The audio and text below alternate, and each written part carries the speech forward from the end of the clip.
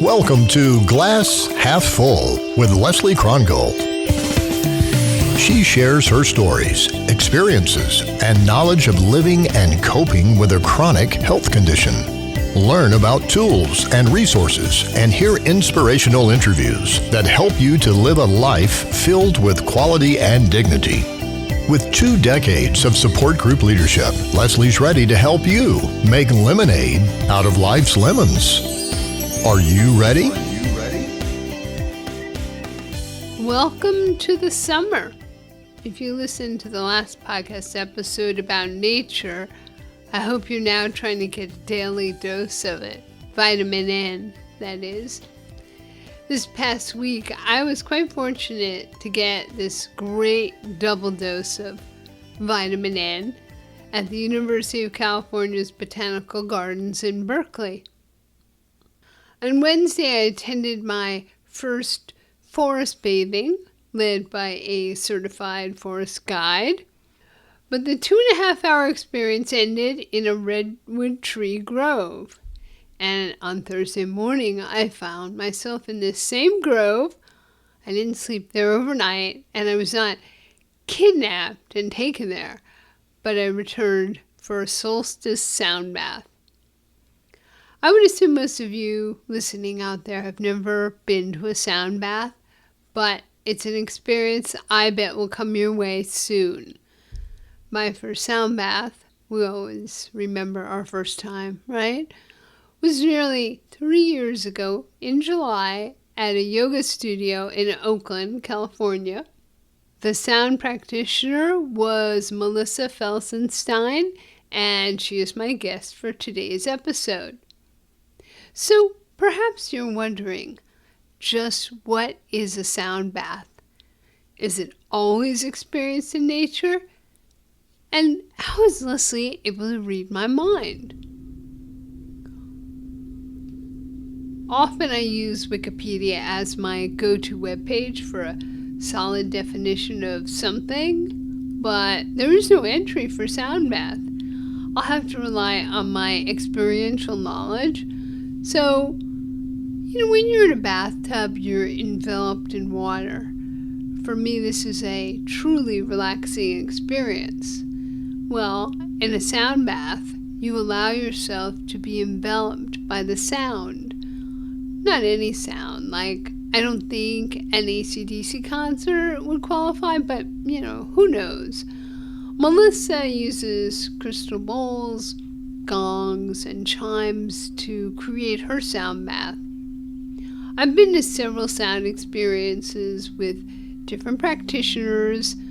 Sometimes it's called a sound meditation or a sound symphony, where other instruments in addition to bowls and gongs are used, such as a harp, wooden xylophone, and even the human voice. Each sound experience is unique. Many factors contribute to the overall experience. Who is the practitioner? What is the environment like? If it's indoors, what are the acoustics like? How close to the practitioner am I seated, or am I reclined? Do I shut my eyes and let myself be carried away, or do I remain seated so I can watch and listen? On Thursday, I chose to have my eyes open. It was a gorgeous solstice morning in a redwood tree grove, and I wanted to videotape portions of Melissa's performance. Best to keep my eyes and ears open for that. What you're listening to in the background is from that day in the redwood grove. You can hear birds communicating in the background. And actually, when Melissa stopped playing the bowls and gongs, the birds really went crazy. I think they were beckoning for an encore. You can already tell I'm partial to Melissa's sound performances. I'm a fan, shall I say.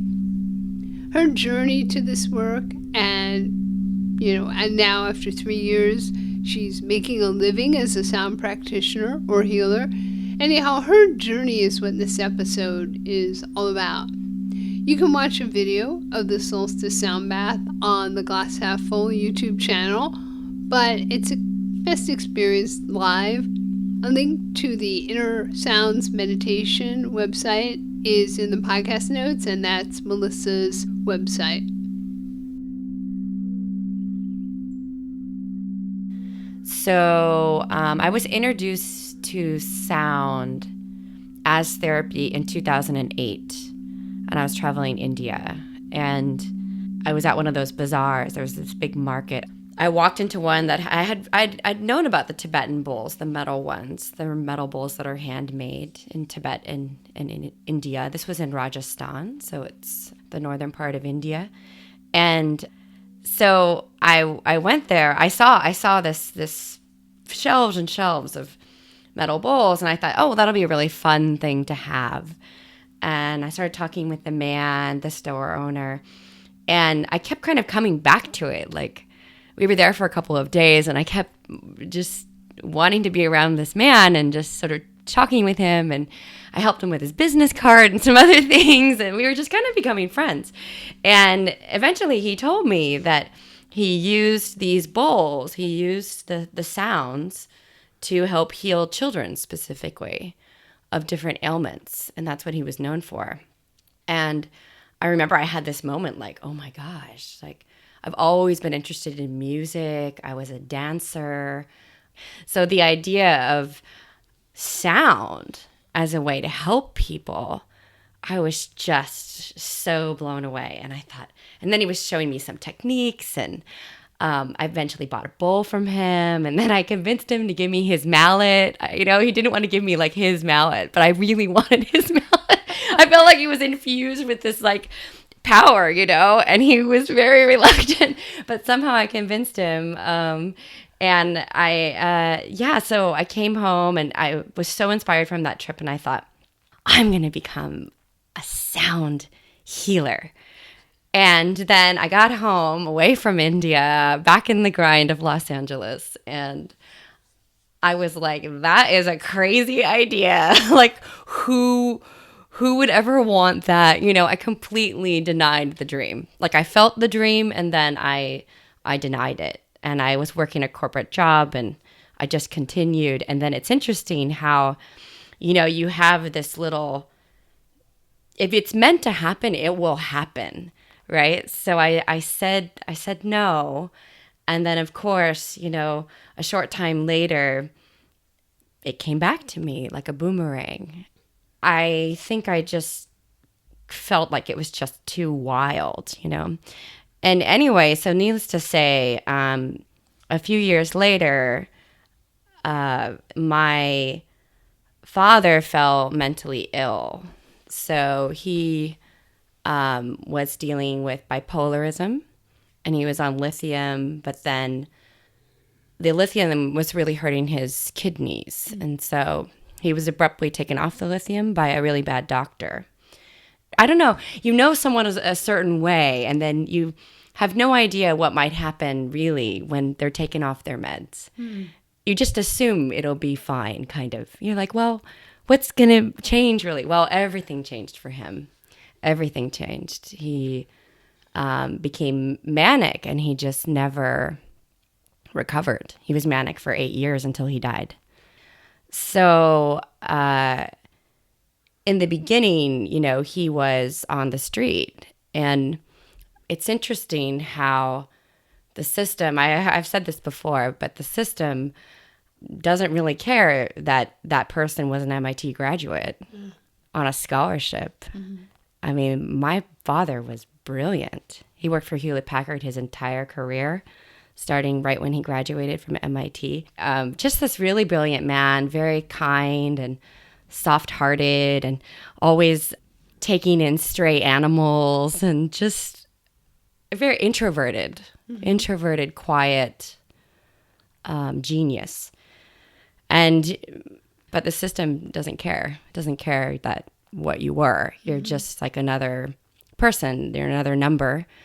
And so he was lost in the system of just mental hospitals and all sorts of situations that I don't really want to go into too much detail, because it's painful. But we'll just say that it was a really bad time. And so I was very close to my dad. I'd say we both had this kind of wild, adventurous self that we both understood.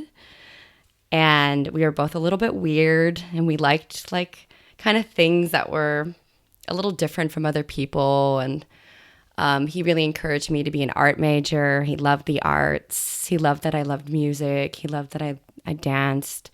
So he was really supportive and just, I don't know, fun. We were like pen pals during that, my college years. So anyway, when he got sick, I was doing yoga. I was doing kind of your typical exercise yoga.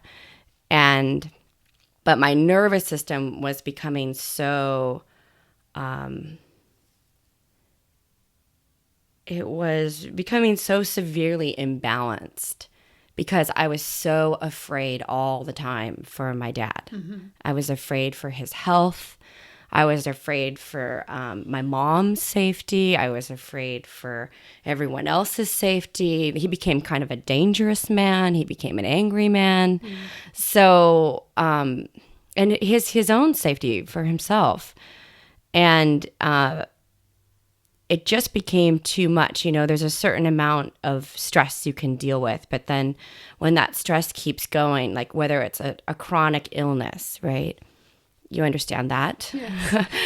And just dealing with this something that's relentless, it doesn't ever let you go. And you don't know what's down the line. You don't know what's down the line. You have to it's very uneasy. It's unsettling. You can't ever get kind of grounded and feel confident or sure. And I think about that, like chronic illness or cancer treatment, and sort of my experience too. There's a lot of commonalities, and I think a lot similarly this happens for everyone's nervous system that's under chronic intense stress. Basically like everyone else, I stopped sleeping. Mm-hmm. I was an insomniac because I just couldn't rest my mind at night. So then I stopped sleeping. Then I wasn't able to eat and digest. I could barely eat anything. I was losing weight. I felt sick all the time and bloated, and it just felt awful. I had migraines. I had TMJ. I had teeth grinding. And eventually it got to the point where I had like a shake as well, and I was losing my hair. I mean, it was severe anxiety, severe anxiety. And as that started to compound, I was also greeted with depression, because you start to really feel down when you can't get yourself healthy and you're seeing, I think depression, it's different from sadness. I mean, I was sad about my dad, but depression is there's a quality to it that's so gray. It's so bleak. And I could feel that with just this idea that tomorrow is going to look exactly like today. Mm-hmm. Right? And when you look into the future and that's all you see is a broken body and sadness, grief. At the time I didn't realize I was grieving the loss of my dad, right? Like I had lost my dad. He was here, but who he was someone like completely foreign to me. Occasionally over those 7 years, I'd see this little spark. And I'd remember who he was, and he'd do a little joke or something. And it gets me like teared up just thinking about it. God, it was such a hard time. But was there also an element of fear that this could be your future? Oh, yeah. That's a really good point. Yeah. Like I looked into my own future and I was like, oh, wow, this could be it. Because I was still going to yoga classes, and I remember being so like angry, and I was very bitter a lot of the time because I was so mad that my life was lost, and my dad's life, and my family, we were sort of broken up by the situation, as any family would. It's very, very hard to deal with mental illness. I asked Melissa about her reintroduction to the sound work. How did she recapture that dream she originally had in India? So I would go to these yoga classes, and yoga had always been my savior. It had always been my refuge. And I would sit in Shavasana. I would just steam. I was just so mad. because like I kind of felt like even that was taken from me. Like no matter what style of yoga I did, it didn't work. I was doing acupuncture, which I always felt exhausted by. Like I felt like it took something from me to show up, to get there, to receive treatment. And then afterward, I was always super tired. Reiki, same thing. I tried talk therapy. I tried some Western medicine. I was basically just doing anything I could. And I just didn't have any extra energy for anything. I was barely able to kind of just show up in my life and just kind of just get through the hours of every day. So a few different people encouraged me to take some time off, and I did. And one person actually said, she was like, she was my therapist, and she said, I think you should like go to an ashram. So I did. I did. And it was a brilliant move because they're so disciplined. There's a lot of chanting. And that's kind of when I opened up to this other side of yoga that wasn't just asana. Asana is the movement. It was the chanting and then the meditation. Just kind of broadening out what this concept of yoga was. And at the same time, I was taking some classes around my neighborhood. And I walked into this class, and little did I know, at the very end in Shavasana, she plays a crystal bowl. And I just had this moment where I could feel my whole body responding to the sound, that deep, deep relaxation. And I could feel even my nervous system kind of calming down. And it was really brief, it was only like a minute or two. And I just thought, I don't care why or how. I'm just going to, I walked up, I was like, what is this? I didn't even know what it was. She's like, this is a crystal bowl. And I was like, what? And then I just bought them, and I had them delivered, and I taught myself how to play. I bought 3 of them from Ohm Shop in Florida. Really? Do they make them? No, they don't make them there. No. Almost all the bowls are made in China, actually. But and they were delivered in 8 business days. And I just unpacked them and just started to play them, because at that point I was like, I don't care what it is. I don't care what tool it is. Because I think the pivotal moment too wasn't just how I felt when I heard the bowl, and I think it also was that it created hope for me. Mm-hmm. A hope like that future that I saw before that we were talking about, where every day is the same and you almost just want to give up. It's like, why keep living? Why do I want to live? Mm-hmm. I don't want to live like this, and I think a lot of people are confronted with that often in our lives. But so it brought me this tiny bit of hope, like maybe it could be different. Maybe I could just try and use this. So the sound came back to me under much more rough circumstances. Unlike some sound healers, sound is taking off right now, and there's a lot of different healers out there. But I think the thing that makes it slightly different for me was like it was necessary. Mm-hmm. This wasn't a choice. It wasn't like, I like gongs. These sound so pretty. They're fun. They are fun. They're outrageously fun to play, to feel it in your body as you play. It's amazing. And I could see that draw, but for me, it was necessary. Like I had to do this every day if I wanted to become well again. I don't know. I just feel like the gongs, what they did for me, I felt like, I started for like a month or 2 with just the bowls, and they really rewired my nervous system. But I was missing the jump for my depression. Like I still couldn't quite mitigate that. And I think the gongs really help with that, because they take you into this ethereal, meditative, open space.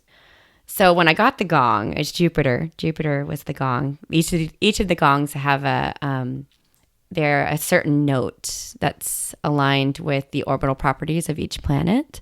And they have the base note, and then they have 2 overtone notes as well. That's how they're different from orchestral gongs, which are not tuned at all.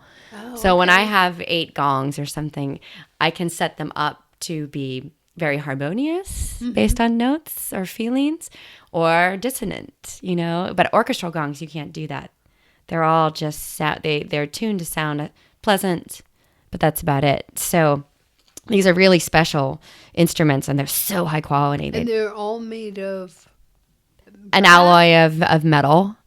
Oh, okay. So they vary in what they're made of? Well, depending on the maker, every maker has their secret recipe. Okay. So Pisces got a recipe, and Meinl has a recipe, and nobody wants to give up their secret recipe because it's a combination of different metals Okay. to make the sound. And of course, there's gongs. Gongs have been around for thousands of years. So there's Chinese gongs and Thai gongs and Burmese gongs. And How did you know you wanted to go to gongs? that's a good question. I don't know. There was an intuition that just, I did go to a few sound meditations at the time in LA, and I would go and I would feel this like distinct calling. Like if I really, really want to feel healthy, I'm going to need this. And I think it was intuitive. But once I got it, I did notice a big difference in my healing experience. It's very hard to describe the state of being. I always struggle with it on paper and through voice because it's like a place that's beyond time. I don't know. It's a place beyond words. It's a feeling. It takes you into this almost like to the soundless place. That's where the gongs take you. It's like you've got to prepare the mind. You got to create the pathway into the silence. And I think the gongs really help with that.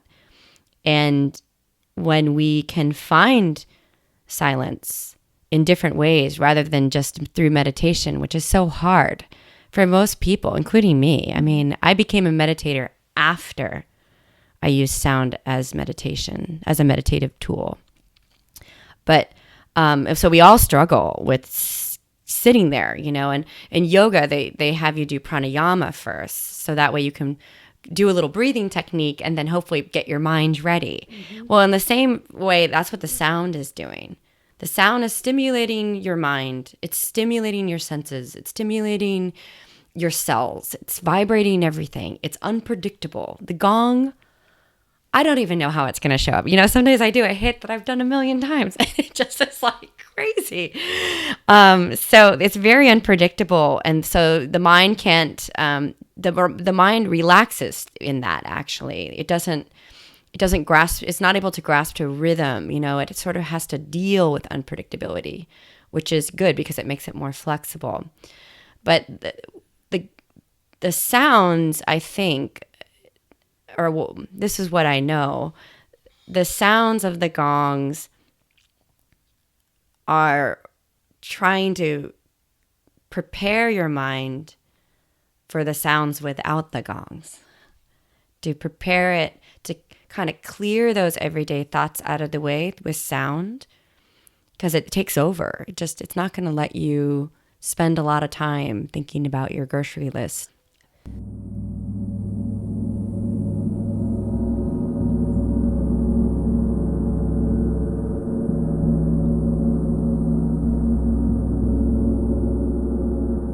Melissa explains how her playing of the gongs was a healing process. Remember, she was doing this on her own still. The gongs and the crystal bowls were tools for her own healing. Also getting a lot of strength from that space too, right? Resiliency. You kind of feel like you can get through these difficult points of our lives. And, in my dad's story, as I got better and better and better, dad got worse. Mm. So, right as I was launching my business, my dad was dying. Mm. So, and I'm smiling right now, which no one can see. And it's because, he brought me the biggest gift. Like, would I have found this if everything had stayed the same? Probably not. Or maybe it would have come to me in a different way. We don't know. If you're meant to do it, apparently it comes back again and again. Yeah, I mean, he's an inspiration for it. And also, I really felt like the sound as therapy for myself really expanded my capacity to just handle more, And so even though Dad was going through so much, I felt very robust, and I let go of the need for him to be the way he used to be. And I accepted who he was, and I accepted his own karma, if you believe in that, his own path. Like, I can't change that. It's what his soul needs. And I can just support him with love and kindness and caring. And it really, having those kind of realizations helped immensely with the guilt and the pain. And I'd say I really started to feel better about a month into it. And then really powerful changes in the nervous system 3 months later. And I'd say the depression was really reined in and sort of obliterated probably 6 months into it. Wow. So yeah, within a year, I was already I was a really different person. And over the years, people are like, wow, you're so less gritty. Like, you're so much more soft. I used to be really kind of intense and kind of feisty. So it's changed my pulse. It's changed my own vibration. But it was, I started out with myself, and I remember my friends, they were like, what have you been doing? You seem different. And I was like, well, I was kind of embarrassed about it. I was like, well, I kind of do this stuff with sound. And they're like, what? And they're like, that sounds cool. Like, they were all into it, And I was like, I don't know. And they're like, you should play for us. Yeah. And I was like, I don't know about that. It really, I was pretty reluctant to share. For many reasons, I kind of felt like, well, what kind of person is a sound practitioner? I'm even afraid to say healer. It just feels too heavy. What kind of person is that? Like, who does that? And I'm like, that's not me. I like to eat hot dogs and hamburgers, bacon. I love bacon. God, if I could have that every day, I would. And I love to drink wine, and I'm very standard in many ways. I'm just a normal chick. Who is this? And so I was very embarrassed. And even when I first moved here, that was 3 years ago, I launched my business full time after doing a few of those events, and then kind of growing a little bit in LA. But I just knew I needed to come here. I needed to come back home. This is where I'm born. I was born in South Bay, and now that Melissa's been sharing her healing tools with others for over 3 years, she's learned a lot about the instruments and how people respond to her performances. I asked her to elaborate on this. It's organic, and you're really, for me, I'm just listening. I'm listening so intensely to wait and sort of find the sound that's special. Because every sound meditation has several of them, and it could be a rhythm, it could be, especially with the gongs. The bowls are interesting in how they show up every time too, a little different. But the gongs, they definitely have their own individual way to them for each one. And so I'm just searching, I'm looking around and just trying to find, okay, where's that nice. And I hear it and I'm like, ooh, what's that? What's happening here? And I'm like, oh, that's exciting.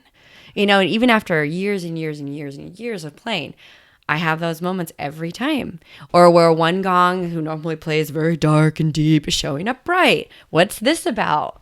What happened? And I'm sure you could go into all sorts of The physicists are always like, well, it's the temperature of the room and this and that. But really, I think there's something more to this that's less scientific and less rational, because I could have the same exact two gongs playing for a private session and the person changes, but nothing else does, and they show up differently. And I think that's also me as a practitioner, because like I said, I'm intimate with these instruments. They were a big part of who I am and who I've become, and I have a great respect for them. So there's many people who just want to, aggressively go at the gong because it's so exciting, it's so stimulating, and it's fun as a player. It's fun. But as a recipient, it can create a lot of intensity. And I've heard so many people go to these other experiences and say, I hated it, I will never do it again. I found that to be like, I was panicked the whole time. And it's because your nervous system, doesn't understand these sounds, and they sound scary, and it just goes into fight or flight. So as a player, I'm very aware of that. And because I'm a nervous system advocate and I'm trying to reteach people how to relax, I'm trying to calm their nervous system down and to clear their minds. That's my intent. It's like a healing environment. I am mitigating the gongs quite a bit, you know what I mean? I'm really working with them from that standpoint. It's almost like they know that that's what they need to do, and I know that's what I need to do. But they will play very, very, very differently. And we're talking like nothing else in the environment has changed. So you have to wonder, well, what is that about? Well, it depends. It depends how scientific you want to be, or if you want to be open to, the potential that there's some greater forces happening that affect how they show up.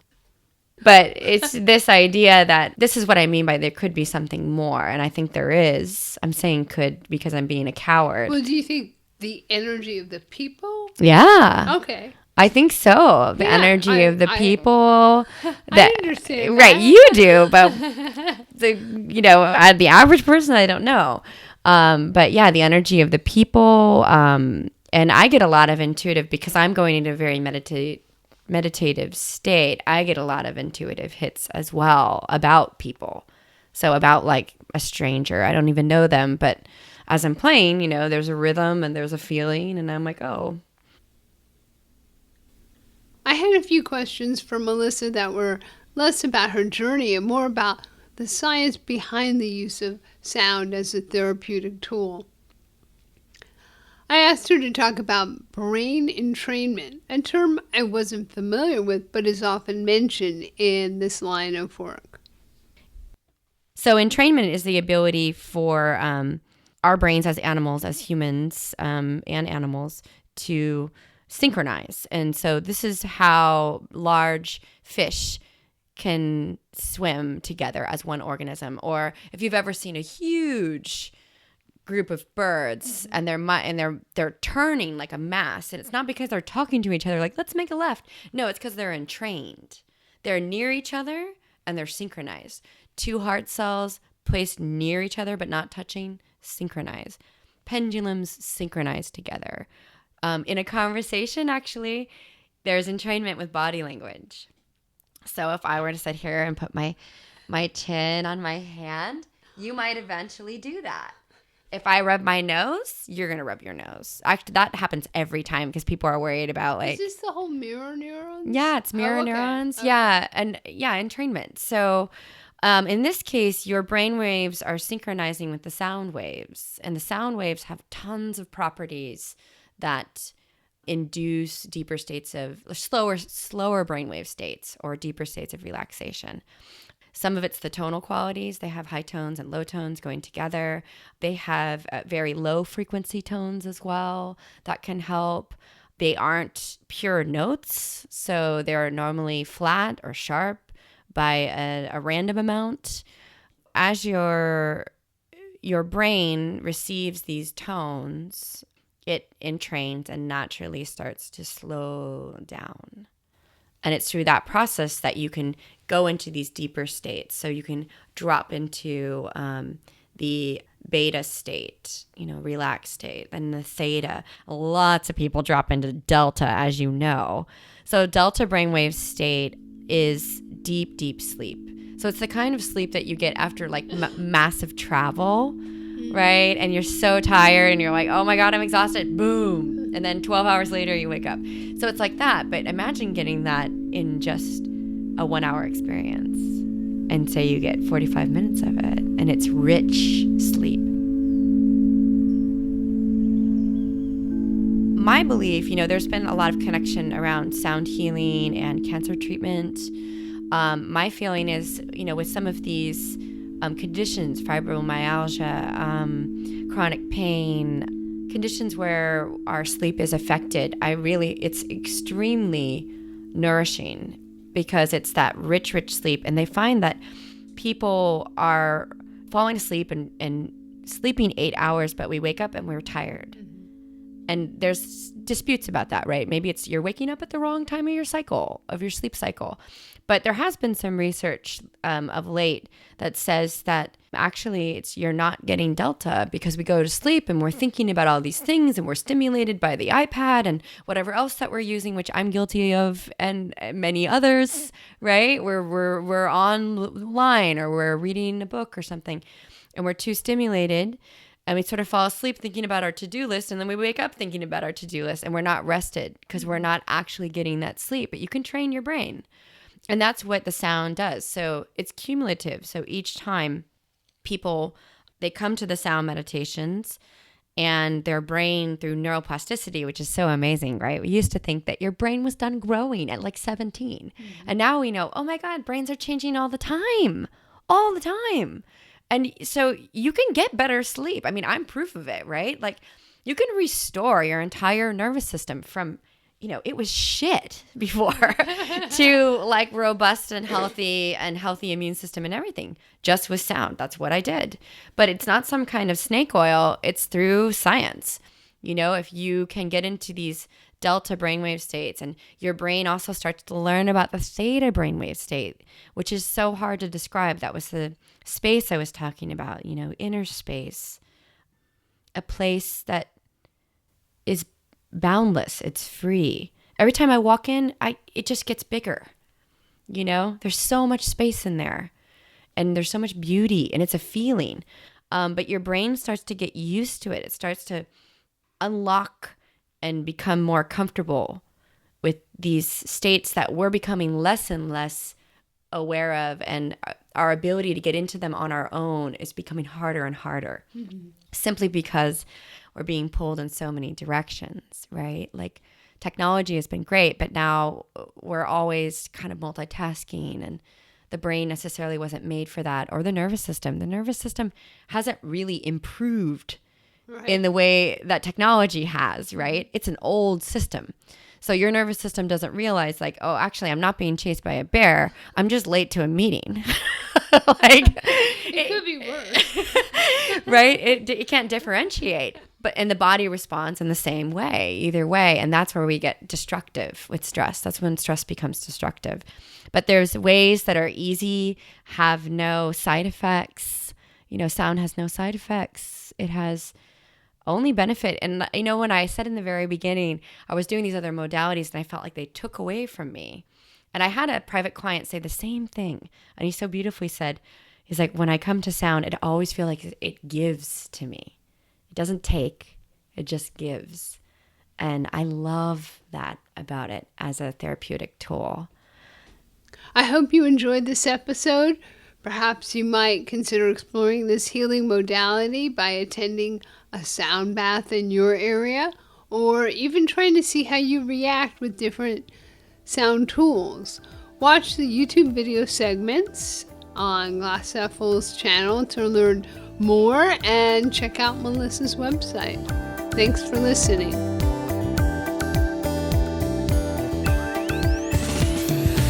Thank you for listening to Glass Half Full. Leslie invites you to leave a rating and review on iTunes. This helps spread the word to others dealing with chronic health issues. For show notes, updates, and more, visit the website glasshalffull.online. glasshalffull.online.